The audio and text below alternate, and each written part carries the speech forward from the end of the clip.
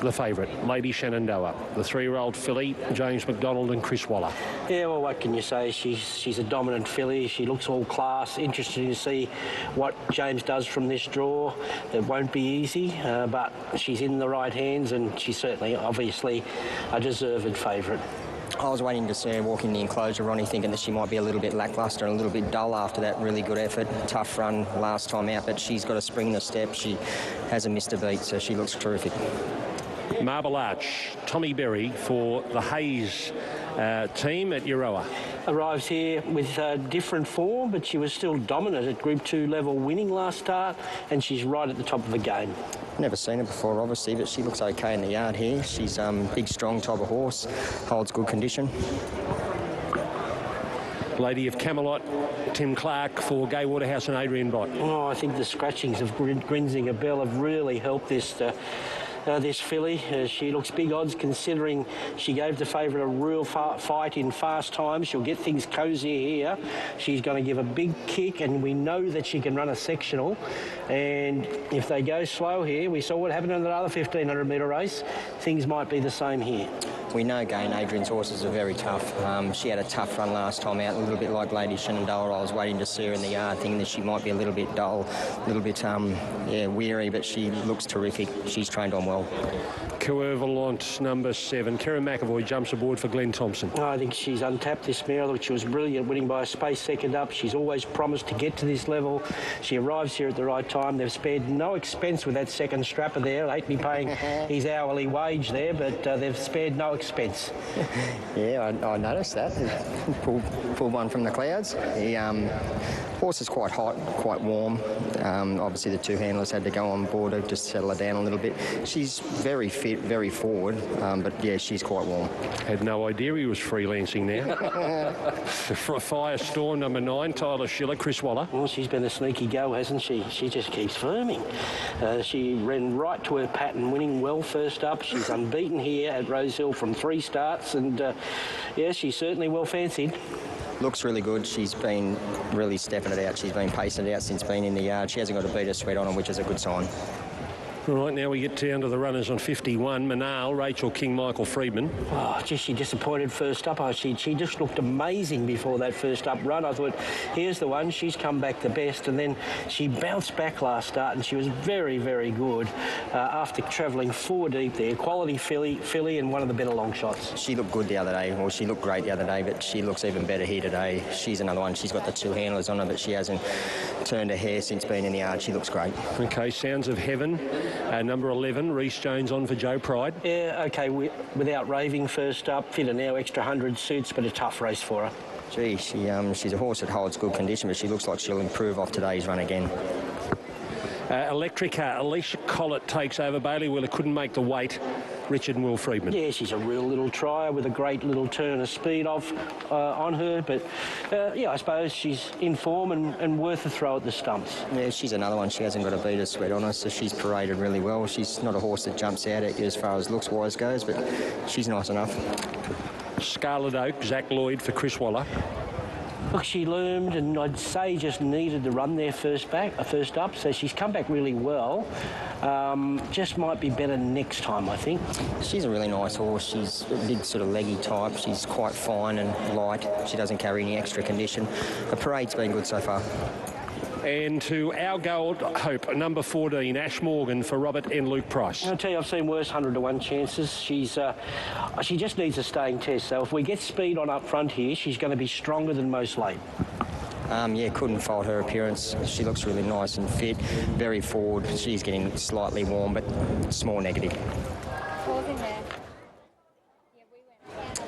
14 runners face the starter for race number 8 today, the Coolmore Classic over 1,500 metres. The fillies and mares. It's where Corey Brown's Group 1 tally started. Where it all began. Many years ago. Many years ago. But it started with Camino Rose, and 50 Group 1s later, here you are in the media. Yeah, and loving it. I really loved Alencia number 2. Just thought she paraded super. She didn't have a beat of sweat on her. She should get an absolute dream run from a soft draw for Jason Collett. Yeah, I really like her. She was a standout for me. I am 4, 6, 7 and 1. Probably sentiment. I can't tip against Lady Shenandoah because she's such an exciting filly. It won't be easy for her, and she's probably getting out to where she should be in the market now. I can understand support for Lady Camelot with the scratching and grinzing a bell. She might fly solo, just going 12 to the furlong up front here, and she's really going to dash and look the winner for a long way. I can't let Coolmore go round at $15 here. I think she presents very well with different form, and certainly bears respect. And best of the rest, I'm going to leave Amelia's Jewel there because she's such a quality mare, and she got a confidence up winning first up. 4, 6, 7 and 1. Lady Shenandoah, your favourite, just a little easy with tab.com.au. I assessed her a 280 chance on Wednesday. She got into as short as $2.30 this morning. We're keen to push her back to that opening price. We've got her now to $2.90. She's been tough to lay most of the day, but punters just starting to step into her now at that $2.90 quote. Same price as she's on the tote. Around about 35% of the total hold. I don't think she'll get much better than that $2.90. Actually, just firming now, $2.80. So I think she's found her price there. Just starting to be able to lay her at that quote. I think she's just found her right price there. Lady of Camelot is a firm today, the second pick. She's the horse that we like. She's been $6.50 into $5.50. Lady of Camelot, she looks to be favoured by the late scratching in the race of Grinzinger Bell coming out. I think she flies solo in the lead, so she's the one we want to keep safe. And just for those punters who haven't seen that QR code yet, it's on your screen now on Sky Thoroughbred Central. Scan that barcode. You can get $5 about Lady Shenandoah for a max bet of $10. So that's quite a premium on that $2.80 current quote. Amelia's Jewel, $7.50. She's been soft all week. $4.60 out to $7.50. Hard to lay. Firmers today, there has to be a few with the favourite getting out. Marble Arch, $14 into $11. Alencia, as much as $18 this morning into $13. Cuervolante's been a little bit soft on that $13 line. And Firestorm, big money for her early in the week, 26 into 11. She's just back out to a $14 chance. But she did see some good support earlier in the week. And Manal, one to mention, she got to a high of 26, just back into 23. Has the same form line as the two picks, and she looks the one that's over the odds. But back to you, Greg. $2.70 now the favourite. Punter's really starting to step into her. Okay, Shani, I think at Randwick, J-Mac got to about the 800-metre mark, and he told the clerk to let me go, and she cantered towards the barriers. He's staying with the pony today. Yes, and they trotted around quite slowly, so the rest of them cantered right up the back of the straight here, to the back straight, and he's just opted to trot her around nice and keep her nice and calm and try and keep her as relaxed as possible given the heat that we have here today. She's just on the other side of the pony, so I can't see her at the moment. Likewise, Lady of Camelot, they're hiding behind the pony, but I can tell you Amelia's Jewel has come on in leaps and bounds from her first up run, so she's looking fantastic here. Second up, Marble Arch. Obviously don't know a lot about this horse, but she's arrived here. She was one of the first ones to arrive here, and she's in really good order. Manal's certainly not as hot as she has been, so this is probably the best she has been behind the gates all preparation, so each run she's having is obviously taking that freshness out. Alencia is rock hard fit, and she's sort of real spring in her step as she bounces around behind here. Firestorm, another one that has come on from her first up run. Lady Shenandoah is right in front of us now, and she's very hot, and she is, look, she's calm, but she's very hot, so I can see why James opted just to trot her around, not give her a canter, not to stir her up anymore, and I think this is the best we'll see her. So it's positive. I'm not going to be negative about her because I think she's okay. She's keeping a lid on it, which is what we want to see. Lady of Camelot, the year must have just come off, and she's in particularly good order. She's one of these fillies that's handling this heat quite well. So I can't see anything wrong with any of these. Cuervolant, she's probably the hottest, and she's about to go into the gates, as is Electrica with the barrier blanket on. But I'll just touch on Lady Shenandoah now. She's as calm as you want her to be. Okay, let's go back to Tim. What price Lady Shenandoah now? Yeah, after being hard to lay most of today, she got to that $2.90 quote. In the last 3 minutes, it is one-way traffic. She's back into $2.60. So punters really stepping into her late here, Lady Shenandoah. Interestingly, Lady of Camelot with the same form line is a late firm as well, $5.50 into $5. Okay, Group 1, Coolmore Classic, fillies and mares over the 1,500. They've got a nice run towards the first turn from this 1,500-metre starting point. Just off the course proper. Alsafina coming up, the Perth trained galloper, and Manal comes forward as well. So Lady Shenandoah and Amelia's Jewel, two of the big guns, yet to move up. Lady Shenandoah, last start, Group 1 winner. She's a dual Group 1 winner. She's about to take her place, and she has. Amelia's Jewel now with Annabelle and Rob, looking to win a first Group 1 since the Northerly. And up comes Lady of Camelot riderless. Firestorm will be the last for the Group 1. Here's Darren Flindell for race 8 out of Rosehill Gardens. And we're ready to go now on the Group 1 Coolmore Classic, $1 million in prize money. We're set to go. Ready. Leads out. Be ready. Set now. And they're off and racing. Lady Shenandoah's left the gates quite cleanly from the wide draw.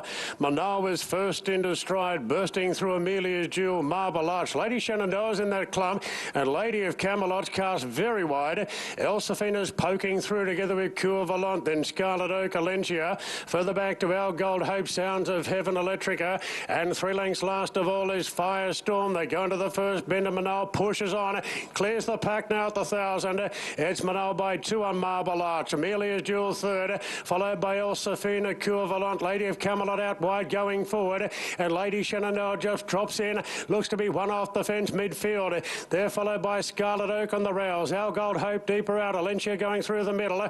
Further back then to Electrica, Sounds of Heaven, and Firestorm the last one. Manal leads them up in the Group 1, 600 to go from Marble Arch. Lady of Camelot's working a backside off out wide, followed by Amelia's Jewel, Elsefina, and Lady Shenandoah is getting a great cut into it as they straighten up. Further back to Alencia, Scarlet Oak pushing through on the rails. At the 300, and Manal shows the way from Lady of Camelot. Amelia's Jewel, Lady Shenandoah is the widest, and the filly is starting to hit top gear. Firestorm from a long way back, but Lady Shenandoah moves up at the 150. Lady of Camelot brave. Lady Shenandoah from Lady of Camelot, Firestorm, and Lady Shenandoah won the Group 1 Coolmore. Only narrowly, Firestorm a cracking second. Lady of Camelot a brave third, followed in by Alencia. Then came Manal, Cure Volant, Scarlet Oak went right up the fence. Further back to Amelia's Jewel, Marble Arch, Sounds of Heaven, and Our Gold Hope was well back too with Electrica. Yeah, she's a very, very special filly, and that is 5 in a row. She's on a streak now. We know what streaks are all about in the Waller camp, but she's taken it to 5 in a row now, from the Ming Dynasty to the Group 1 Flight, the Group 2 Light Fingers, and the Group 1 Surround, and now another Group 1, her third in the Coolmore Classic with James McDonald on, beating the stablemate Firestorm, who came out of the Millie Fox, and Lady of Camelot. So McDonald goes to 112 career Group 1s as he chases Damien Oliver for the record. He's still about 20 off him. And Waller 175. So what does he trail Oliver by? He was 120 something, 129. He's still got a long way to go, but we were saying that when he was chasing down 100, and he seemed to get that in the blink of an eye. What do you think of her, Ronnie? Look, she's outstanding. Another absolutely drew that barrier, and he found Lady of Camelot's back just in a perfect position, and she has been so brave, Lady of Camelot. And Firestorm, the one they've been backing all week, ran right up to expectations there. Look, you've got to give it to McDonald, not only because of the ride, because he put an effort in to ride at the right weight. So the first shock I got early in the week was seeing that he didn't declare he was going to ride half over or 1 over. Usually the 55 he rides half over, and this was 54.5. I said, oh well, he's going to ride at 55. He rode at 54.5, didn't even ask for the extra half kilo, and that could have been the difference. Ronnie, she's got a little bit of freak about her, this horse, you know, and she's nowhere near the finished product. We know that. Even to look at, she's still got a bit of furnishing to do, but just the tenacity to win, the way she pins her ears back, like I said, she just got that feel of a little bit of freakish about her. Lady of Camelot, huge run. Even going back to Manal, I thought Manal runs super as well. He went out in front, she did, and she set a bit of time, but all honours with the winner. Great win. Look at Firestorm getting home. Hasn't she gone to another level, Corey, from winning that Millie Fox Stakes first up to a Group 1 second behind one of the best fillies in the land? We're going to, the sad part is, Ronnie, we're not going to see them clash. Lady Shenandoah, Autumn Glow and Treasure the Moment. They're three exceptions. They're exceptional. Yeah, it's just unbelievable. So, looking at the pattern with Chris, he looks after good fillies well, and you wouldn't begrudge if he put her out now. And just because what Corey says, she's still got to build up more, and she's given her all. The past 2 starts, I know she hasn't had a busy time over the summer and early autumn, but we're going to see a lot more of her in the spring, without a doubt. Here's Chris Waller, something special. It was, yeah. She's done it all in the last probably 6 months. Every task we set her, she delivers, and she loves to fight. And she's beaten the older mares today, carrying a bit of weight. And pre-race wasn't perfect. It's a warm Rosehill day, and she had a good sweat, which scared me a little. But great ride from the draw to get into the spot that he did, and that certainly saved a bit of petrol for late. Did you tell McDonald make sure you ride at 54.5? He knows I'll be checking. And that was one of the reasons why Via Sistina didn't gallop. He said, I'm not going to have enough energy to hold Via Sistina and Lady Shenandoah. Which one is it? Okay. So I'll let you in on that secret now. Is she comparable, or does she remind you of any of the good fillies you've had? Look, the good fillies we've had just keep getting better and better and better. She's already there. So our job is to try and get her to that next level again of repeat success at Group 1 level. So it's not going to be easy for her. And some of those great horses we've had have been later maturers. So I don't like to compare, but Winx wasn't doing this at Winx's age. Same time. Yeah. Is that the last we've seen of her for the autumn? I would say so. I do tend to change my mind a little bit as I'm getting older. I thought you were a pattern man, Chris. They all call you a pattern man. I try to be. I would say it's highly unlikely, but I'll speak to the owners, with due respect to them, of course, and work out, what she needs to do to be right in the spring. Okay, when's Autumn Glow back? Next Saturday. Next Saturday. Yeah, 1,200 metres. One goes out, one comes in. I hope it's as easy as that. Well done, Chris. Congratulations. Thank you. 3 Coolmores in a row. 3 in a row for Chris Waller. And that is the Coolmore. J-Mac coming up shortly.